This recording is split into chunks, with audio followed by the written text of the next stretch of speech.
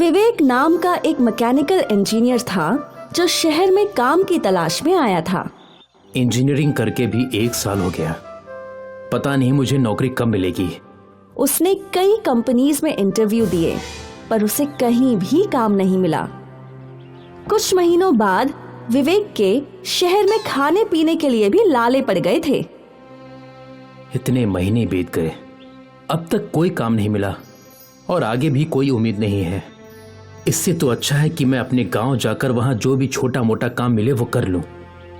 कम से कम भूखे मरने की नौबत तो नहीं आएगी। और बस विवेक अपने गांव आ गया। यहां तो मुझे कोई जॉब मिलेगी नहीं, तो मैं क्या करूं माँ? अरे बेटा, तूने कहा था तुझे मिक्सर फ्रिज बनाना आता है, कम से कम वो बनाकर तू अपना गुजारा तो कर सकता है। ठीक है माँ। विवेक ने अपने गांव में एक छोटी सी दुकान खोल ली जहां वो मशीन रिपेयर करने लगा। वो कभी किसी की मिक्सी बनाता, तो कभी किसी का फ्रिज, तो कभी कोई सिलाई मशीन, और वो अपनी रोजी कमा रहा था। कम से कम यहाँ खाने को 2 वक्त की रोटी तो मिलती है और रहने को घर भी है। शहर में तो हालत खस्ता हो गई थी। एक दिन विवेक अपने बचपन के दोस्त से मिलने उसके दुकान गया।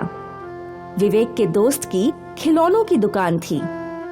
दोनों दोस्त बातें करने लगे और अचानक विवेक का ध्यान एक मैकेनिकल गाड़ी पर पड़ा। अरे मुन्ना, ये गाड़ी कितने की बिकती है? वो महंगी है, 1000 में जाती है। आसपास के गांव के सारे रईस बच्चे खरीदते हैं उसे। लेकिन तुम क्यों पूछ रहे हो? तुम्हारा कोई बच्चा है क्या? तुम्हारी तो शादी भी नहीं हुई अब तक। अगर मैं ये तुम्हें 500 रुपए में बनाकर बेचूं तो खरीदोगे क्या? तू ये बना सकता है सच में? हाँ बिल्कुल। तू बस बोल, खरीदेगा क्या? हाँ बिल्कुल।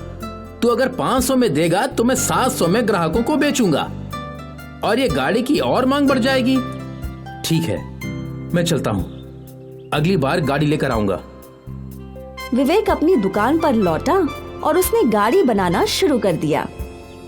कई घंटे बीत गए और फिर विवेक ने एकदम हूबहू खिलौना बना लिया। ये हुई ना बात। मुझे यकीन था कि मैं ये बना ही लूंगा। अब बस इन्हें लेकर मुन्ना के पास जाता हूँ। विवेक सारी गाड़ियों को लेकर दोस्त के पास गया। अरे वाह यार, ये तो उससे भी अच्छी है। मुझे यकीन है बच्चे इन्हें खूब पसंद करेंगे। मुन्ना ने उसे 6 गाड़ियों के 3000 रुपए दे दिए। विवेक पैसे देखकर बहुत खुश था। उसकी एक दिन की मेहनत के पहली बार उसे इतने सारे पैसे मिले थे और इस दिन से विवेक को खिलौने बनाने के ऑर्डर्स आते गए। वो रोज खिलौने बनाता और मुन्ना को बेचा करता था। विवेक की कमाई बहुत अच्छी हो रही थी और गांव में उसकी अच्छी कट रही थी। 1 साल बीत गया। अब विवेक की दुकान बड़ी हो गई थी और उसने काम करने के लिए 2 नौकर भी रख लिए थे। फिर एक दिन मुन्ना खुद विवेक की दुकान पर आया। अरे यार, क्या बात है, आज तो खुद यहाँ? तुझसे एक बड़ा खिलौना बनवाना था तो सोचा खुद ही आ जाऊं। कितना बड़ा? एक हाथी जितना बड़ा। मुझे एक मशीन वाला हाथी चाहिए। मशीन वाला हाथी? क्या करेगा तू उसका? वो मैं तुझे बाद में बताऊंगा। पहले तू ये बता कि तू हाथी बनाएगा या नहीं। अब बना तो मैं दूंगा, पर पैसे ज्यादा लगेंगे। पैसों की तू चिंता मत कर, तू बता कितने पैसे लगेंगे। विवेक ने कुछ हिसाब किताब जोड़ा। 2 लाख रुपए लगेंगे। ठीक है, ये ले 1 लाख एडवांस, बाकी कुछ दिनों में देता हूं। ठीक है। विवेक असमंजस में था। उसे एक मैकेनिकल हाथी बनाने के लिए 2 लाख रुपए मिल रहे थे। हाथी बनाने के लिए विवेक ने एक बड़ा गोदाम भाड़े पर ले लिया और यहाँ वो और उसके आदमी हाथी बनाने में जुट गए। वो लोग दिन रात मेहनत कर रहे थे और लगभग 1 महीने बाद उसका हाथी तैयार हो गया। अब ये सही लग रहा है और सही चल भी रहा है। विवेक ने मुन्ना को गोडाउन पर बुलाया। देख, तेरा हाथी तैयार है। वाह, ये हुई ना बात, जैसा मुझे चाहिए था बिल्कुल वैसा। ये ले तेरे बचे हुए 1,00,000 रुपए। अच्छा है, पर कम से कम बता तो दे, तो इसका करेगा क्या? इतने बड़े हाथी को कहां ले जाएगा? मुन्ना ने विवेक के कान में कुछ फुसफुसाया। ऐसा भी कर सकते हैं क्या?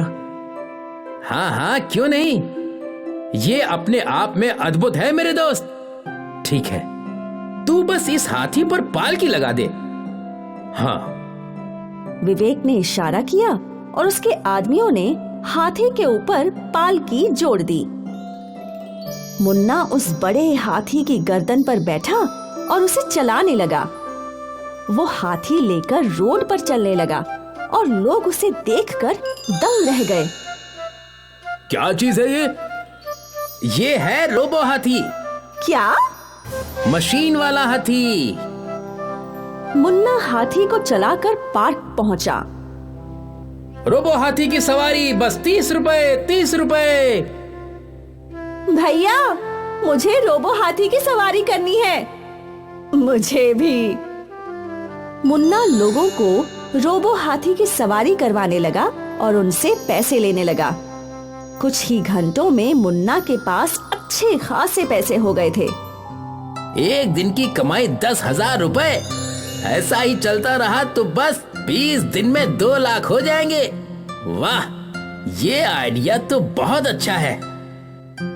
अगले दिन मुन्ना हाथी लेकर पार्क पर लौटा।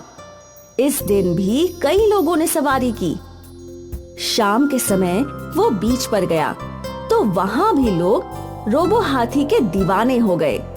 कई लोगों ने वीडियो बनाया और मुन्ना का रोबो हाथी वायरल हो गया। आज तो कल से भी ज्यादा पैसे कमाए हैं मैंने।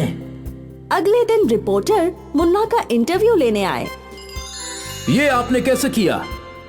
ये आइडिया तो मेरा था, पर इसे बनाया मेरे दोस्त ने है, विवेक। वो एक इंजीनियर है। वाह, तो ये देखिए, ये है रोबो हाथी, जिसकी सवारी का लाभ आप ले सकते हो बिना किसी भी जानवर को तकलीफ दिए। शायद अब ह्यूमन राइट्स वाले खुश होंगे। वाकई मुन्ना जी और विवेक जी का ये आइडिया सराहनीय है। मुन्ना और विवेक की तस्वीर अखबार में छप गई और वो लोग रातों रात फेमस हो गए। और फिर विवेक की दुकान पर ग्राहकों की भीड़ लग गई। हर किसी को रोबो हाथी बनवाना था। विवेक और मुन्ना दोनों की किस्मत खुल गई। उन पर पैसों की बारिश होने लगी।